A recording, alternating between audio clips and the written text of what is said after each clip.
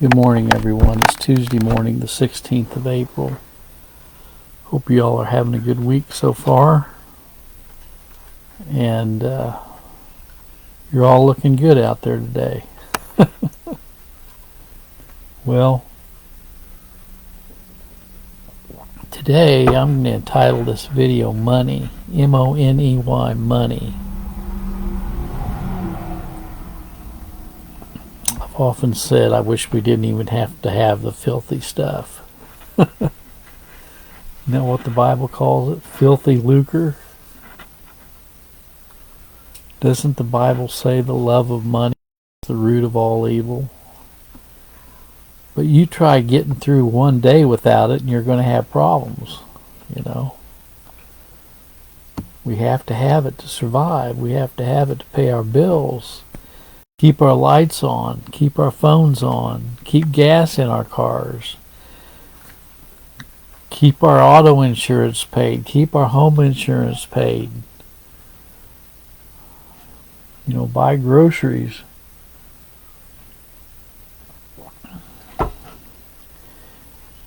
Money, the word money is mentioned 123 times in the Bible.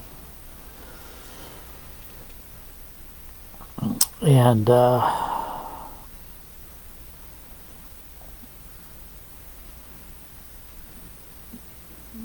in 2 Kings, the 12th chapter, the 4th verse says, "And Jehoash said to the priests, all the money of the dedicated things that is brought into the house of the Lord, even the money of every one that passeth the account, the money that every man is set at, and all the money that cometh into any man's heart to bring into the house of the Lord."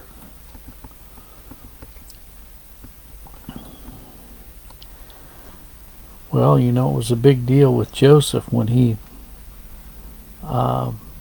put money back in the sacks of his brothers. Remember that?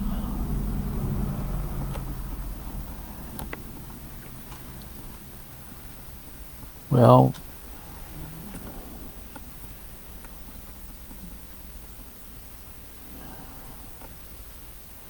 what did Christ tell them when they asked him if they should pay taxes? You know, he said, "Show me a tribute money," and they brought unto him a penny, and he said, "Whose inscription is on this?" Didn't he?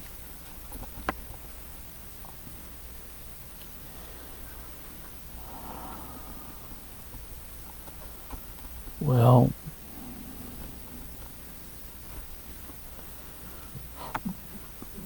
over the years, I have been involved in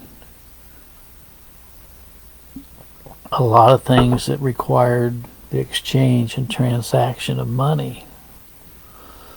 You know, I used to own a painting company, and I learned all about accounts receivables and billing people that I'd done work for. And then I started a real estate company, and I learned all about buyers and sellers and commissions, brokerages. And then I started a business brokerage company and sold businesses.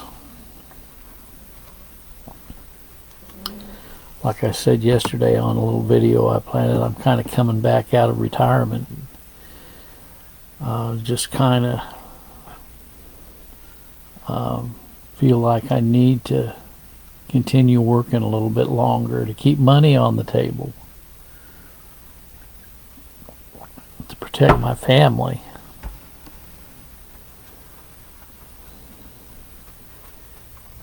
We are told that we're not to hide our talents in the earth. You know?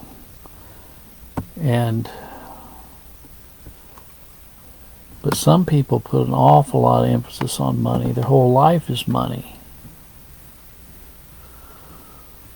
In Mark, the 6th chapter, the 8th verse, Christ commanded them they should take nothing for their journey save a staff only, no scrip, no bread, no money in their purse.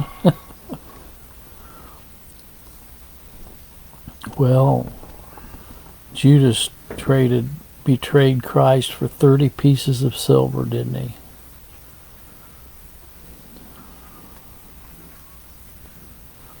We're not to charge high interest for lending people money. Psalm 15:5, he that putteth not out his money to usury, nor taketh reward against the innocent, he that doeth these things shall never be moved. We're supposed to leave off usury. That's the problem with the Federal Reserve System.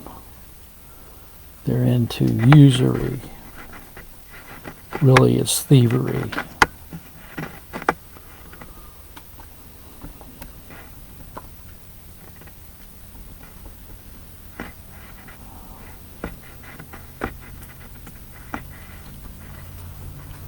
Well,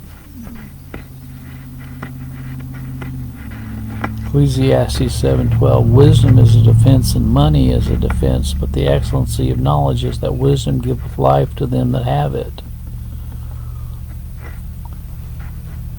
But again, 1 Timothy 6:10, the love of money is the root of all evil, which while some coveted after, they have erred from the faith and pierced themselves through with many sorrows.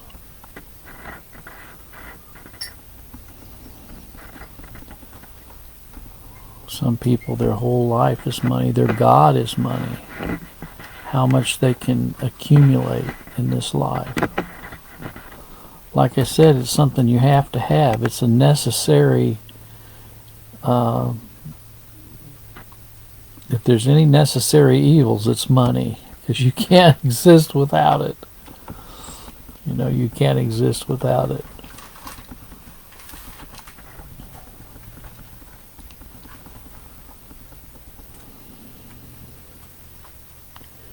Remember when they paid the Jews large sums of money to say that that they had stole the body after he resurrected? Money is used for a lot of evil doings. Look at what Biden's done to our country. Taking monies from all these foreign countries to sell out our nation. That's treason. That is treason.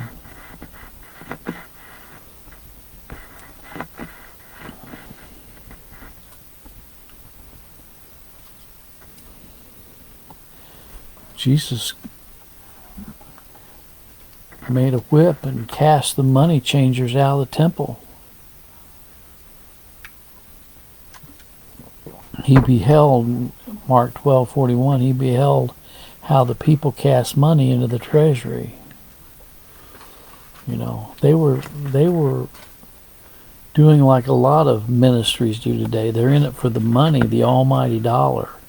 All you have to do is listen to a preacher for a while, and pretty soon they're begging for money.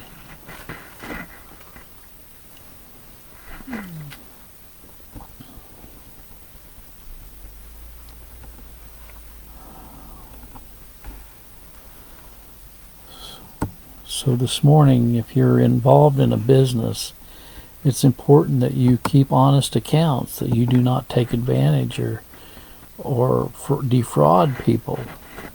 If you're a Christian, you should be above board in all your business transactions.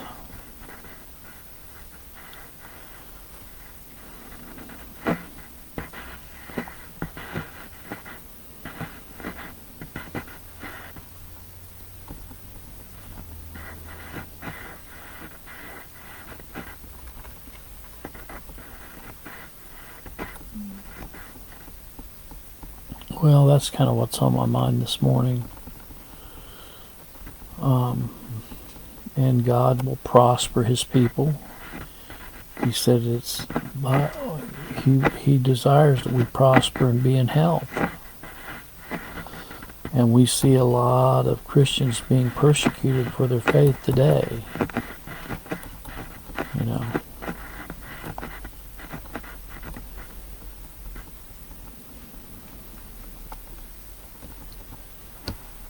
There's a lot of people that are really not prudent with their money. They overspend lavishly on material things.